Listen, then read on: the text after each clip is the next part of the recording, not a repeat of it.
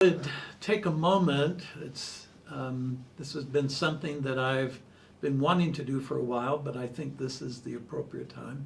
Thought I would take a moment to relate to people interested in the work I'm doing why it is that I have been so focused in Japan, and also why my focus has shifted away from teaching people accessing the Akasha and having out-of-body experiences, etc., to more towards the enlightenment aspect of being a human, of bringing the body, spirit, and soul into complete collaboration.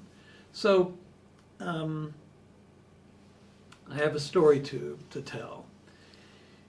I've been touring around the United States with a group called Whole Life Expo for a couple of years, and we would go from city to city. And on one tour, I was in Seattle, then I was in San Francisco, then LA and San Diego, and then Santa Fe. And interestingly enough, that's where I live now. We came to Santa Fe as part of the tour, and prior to that tour, for about 6 months, I was hearing somebody in a very light voice on my right side saying "Konnichiwa" to me in the dream. And it would be out of context with whatever else was in the dream. It'd just be this voice saying "Konnichiwa."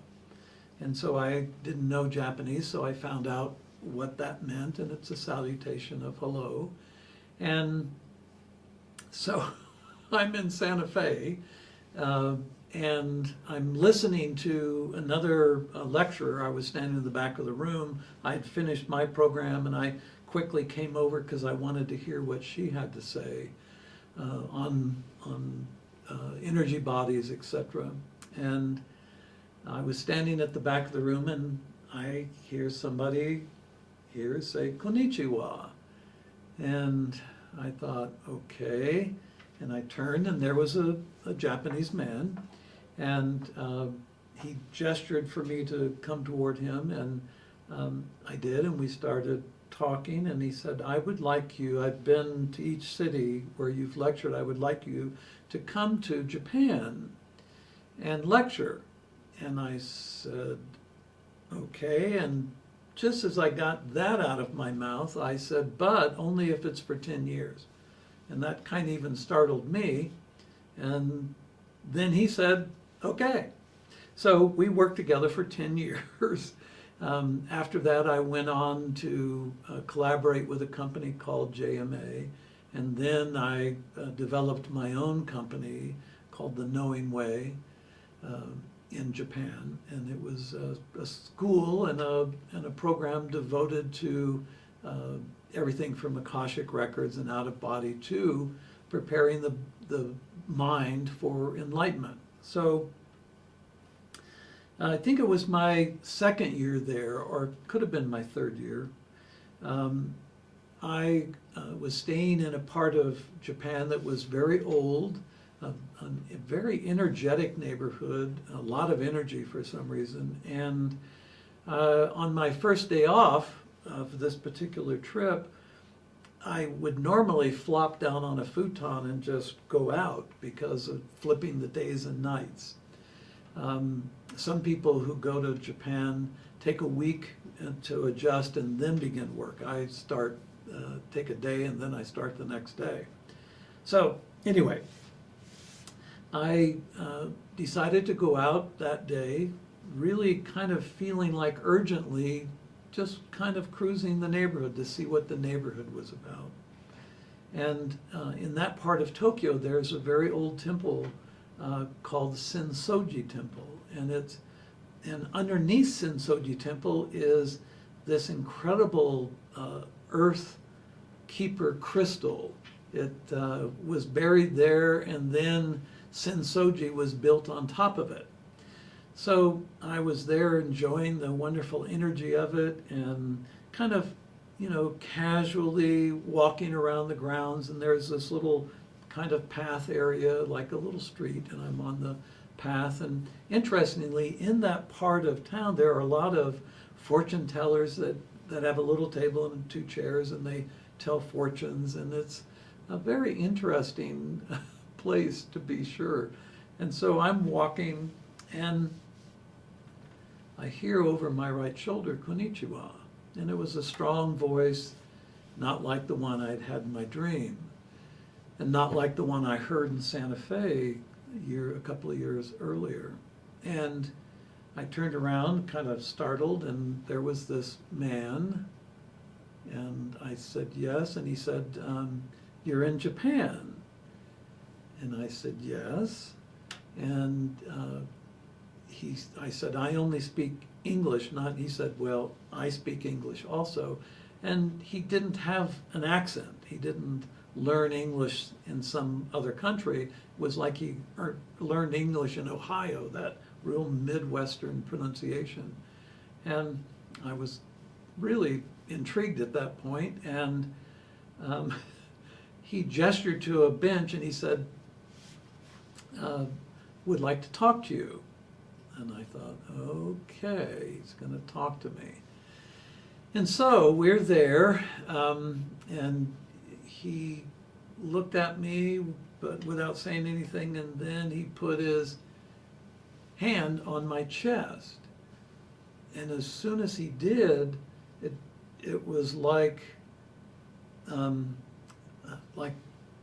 everything changed. Like we weren't sitting on a bench in Sensō-ji Temple. It was like somehow our minds had come together in one expression, and I realized this person wasn't a human. And now, I'm not a UFO guy. All these years of listening to all the stories about how aliens came and helped us build the civilization from the Sumerians and on forward, and I had a chance a couple of times to speak with people who were really into that stuff, and it was interesting. But I also knew from the Akasha that we had several civilizations prior to this one back over the last several 100,000 years, and that it wasn't alien based, although we have had interaction in previous civilizations with off-world beings. So I'm sitting there, and he takes his hand off my chest, and I was like I gasped for breath. I was like I had been holding my breath or something. And so our minds were in complete communion. And yes, we were speaking, but more information was happening in a non-verbal way. So he explained to me what my future teaching would be like in Japan and why I would be teaching in Japan. And it was, enlightening, but also kind of like confusing. It had never been a part of my idea that I would teach for such a long period in Japan. I thought probably after the 10 years with this one particular person, we had made the agreement that I would go on about my business. And he said, you need to know something about what you are as a human. You really don't know what you are. And he, in a series of wonderful images and through words, explained in very short order what we were, what each human is. And I thought, wow, okay, I get it, I see it. He said, there's another piece. He said, your eternal soul, your body, your spirit, and your eternal soul collaborate, but in order for the soul to really witness a full human experience, it has a certain number of cells that it can descend into a physical structure and what happens is the soul then, when it comes in, brings those cells in through the thymus and then anchors those cells evenly throughout the body. And he said there's 144,000 of those cells that the eternal soul injects into the body, and then that collaboration begins. And of course, in acupuncture and in energy healing, and even in biblical references to 144,000, you know, having studied Christianity and being an ordained minister in that area, I was aware of that. I was aware of the number 3, the body, spirit, and the soul. And he said that the shift point is going to happen between 2001 and 2011. You're leaving duality, going into unity. You're leaving that sense of separateness, of individuality, that everything is separate. You're going from that into everything is connected. And he said that it's real important in this shift, in the first couple of decades of this shift, especially before the year 2057, that 144,000 individuals go through the process of enlightenment and then illumination. And that 144,000 illuminated humans would equal those 144,000 cells that the soul puts into the human experience when they witness the human. And there was a lot of information about that, and he said that your work in Japan will be centered on this, that as you get into the next unity phase, which begins in 2012, you're going to, this will be your work. And of course my question is, why Japan? And he said, well, a couple of reasons. In the West, all the authority is off planet. God is off planet. Mohammed is off planet. Jehovah is off planet. In the East, there is more of a sense of the formation of life on Earth through the Earth Spirit. So you're going to be able, in Japan, to more quickly move toward that 144,000 than you would in a Western culture, because you won't have the filter of that off-world God that controls everything or saves people. You know, and well, I'm of course paraphrasing, but he gave me all that information, and it was like, okay. And then all of a sudden, all I wanted to do was be on the futon back in my condo, recovering from the transition. It was almost like I was hallucinating this whole thing, and he put his hand back on my chest, and I can't tell you all that I received in that exchange, that moment. Humans have no clue as to what they are, how amazing each human is. Even the human that seems to be the biggest butthole in creation, humans don't have a clue as to the potential within them. Those 100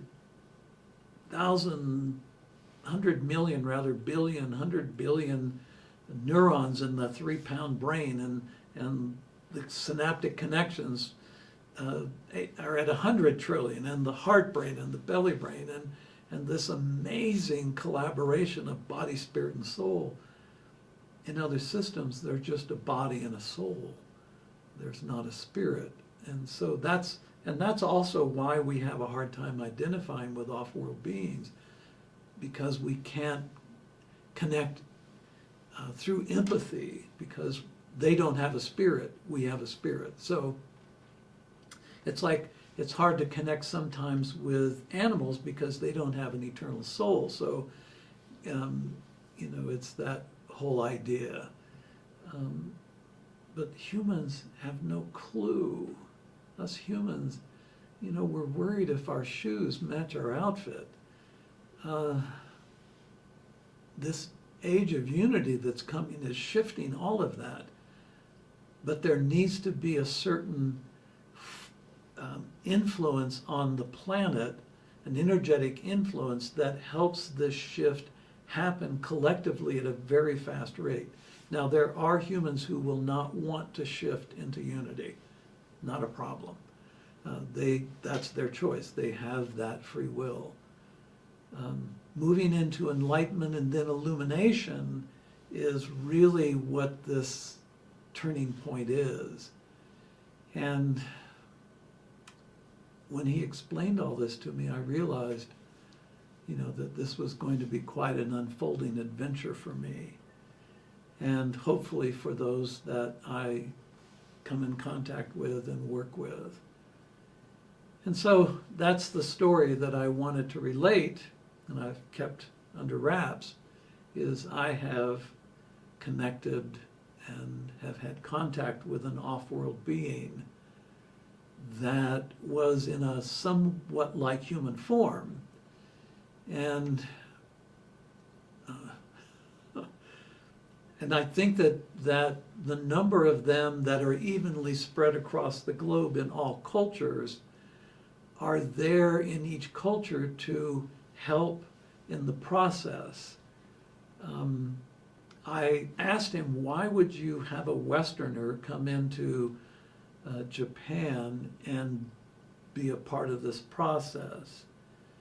And he said, it's not about that at all. He said there are people in Japan doing the same thing, that are helping move individuals toward illumination, through enlightenment to illumination. Your work in the Akasha, your lifetime of exposure to all of this from early childhood is what is important in this. You have an understanding. And I said, okay. It was shortly after that that I then, in Japan, my first book, The Buick Driver, was published. And that was the story of my awakening as a young kid. And so, anyway, I wanted to share this, that yes, I have been in the presence of off-world life, and they're not here to eat us, enslave us, they're not here to destroy us. If that had been the case, they would have destroyed us a long time ago, especially before we got nuclear weapons. So, that's the story I wanted to tell. I appreciate your listening and hope to connect again soon. Thank you. ご視聴ありがとうございます。次の動画でお会いしましょう。Thank you for watching. See you in the next video.